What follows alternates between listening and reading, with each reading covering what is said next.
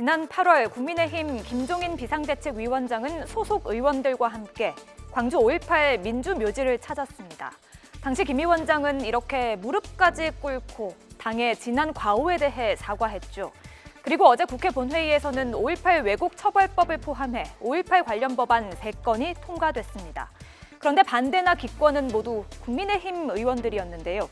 이렇다 보니 SNS에는 광주에 가서 무릎을 꿇은 것은 정치적인 쇼였냐 이런 비판이 나오기도 했습니다. 그런가 하면 지난 7월 세월호 유족들과 만나 돕고 자주 소통하겠다고 했던 국민의힘 주호영 원내대표. 정작 세월호 참사의 진상규명을 위한 사회적 참사 특별조사위원회의 활동 연장 법안에는 반대표를 행사했습니다. 또 공정거래법 개정안 처리를 두고도 뒷말이 많습니다.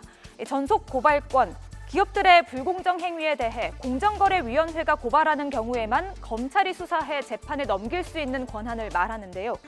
문재인 대통령은 지난 2017년 대선 당시 누구나 불공정 거래를 고발할 수 있도록 이 전속 고발권을 폐지하겠다고 약속했습니다. 하지만 어제 본회의를 통과한 공정거래법 개정안에서는 이 전속 고발권이 은근슬쩍 살아났습니다. 검찰의 권한이 커질 수 있다는 우려 때문이라지만 민주당 내부에서조차 대통령의 공약을 어긴 것이라며 비판의 목소리가 커지고 있는데요. 때에 따라 정치적인 상황과 입장이 바뀔 수 있죠. 또 추진했던 법안과 내용이 조금 다를 수도 있을 텐데요. 하지만 믿고 기대했던 국민에게 납득할 만한 설명은 해야 하지 않을까요? 뉴스가 있는 저녁 안규령입니다.